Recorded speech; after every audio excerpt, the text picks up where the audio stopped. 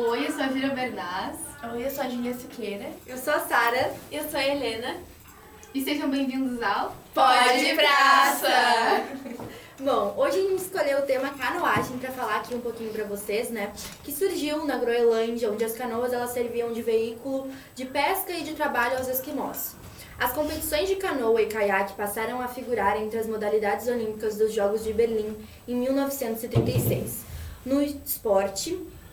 Esse esporte ele começou a se desenvolver a partir de 1984, com a chegada dos primeiros modelos de barcos oficiais.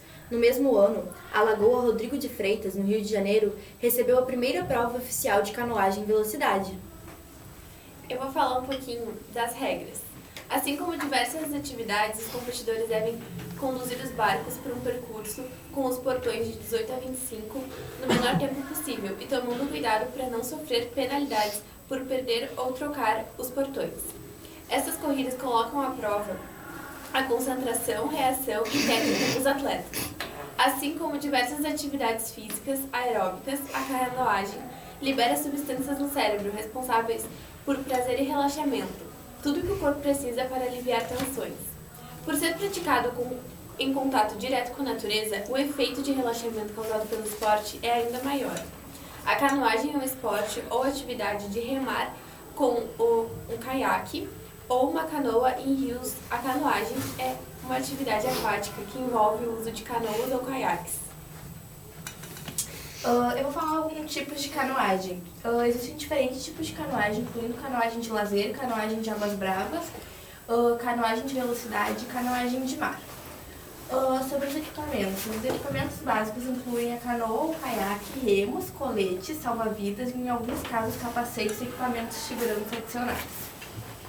A canoagem tem suas raízes em tradições antigas de navegação, em canoas e caiaques feitos de materiais naturais, como troncos, árvores ou peles de animais usados por povos indígenas ao redor do mundo para pescar, caçar e viajar.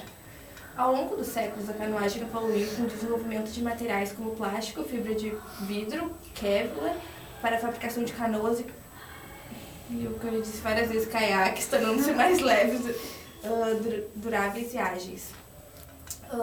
A canoagem é uma modalidade olímpica desde 1936, como a Sara disse, com competições que variam de corridas de velocidade em águas calmas e descidas em corredeiras turbulentas. É popular tanto como atividade recreativa ao ar livre, como um esporte competitivo devido aos desafios físicos e à conexão com a natureza que oferece. Bom, como a gente está falando de canoagem, é bom também a gente saber a origem da canoa. Que as canoas são embarcações de origem indígena da América do Norte, fabricadas naquela época com a casca de uma árvore e na qual se remava com o remo de uma pá. Seu convés era aberto, se prestando para cargas, o que facilitava as expedições, tornando-se um dos meios favoráveis para este fim. E as principais características da canoagem é que a canoagem velocidade praticada com caiaques ou canoas é uma modalidade essencialmente de competição. É praticada em rios ou lagos de águas calmas com 9 raias demarcadas nas distâncias de 1 km, 500 e 200 metros, que iniciam-se com eliminatórias que classificam os barcos semifinalistas e finalistas.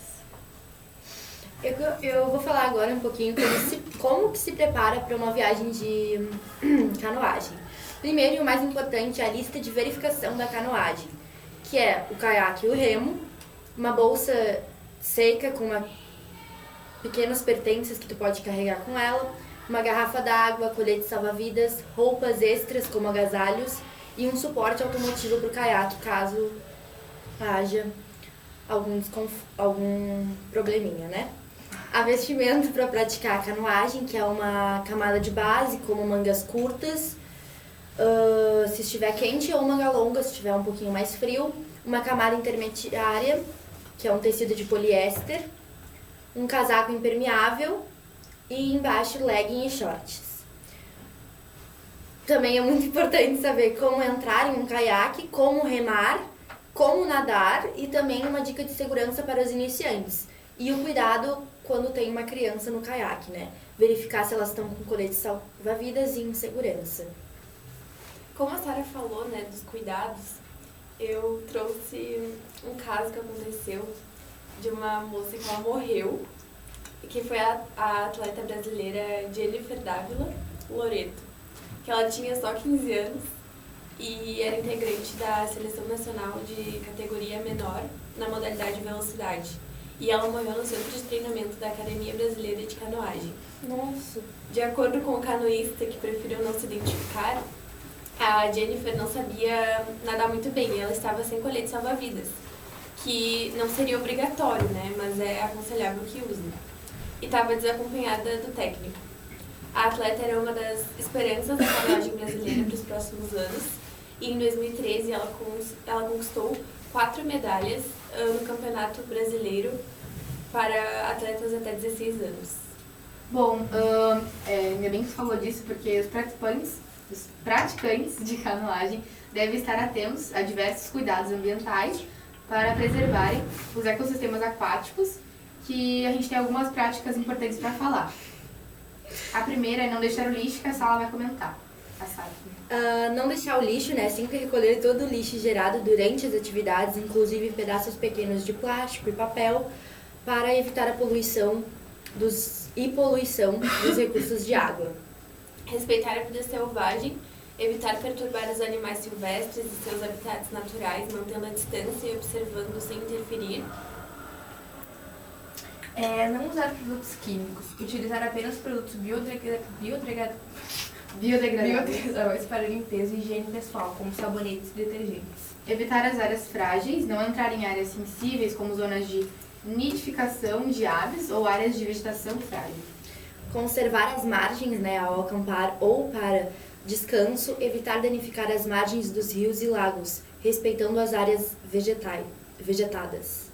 Não introduzir espécies exóticas, não transportar espécies de plantas ou animais de uma área para outra para evitar o desequilíbrio ecológico.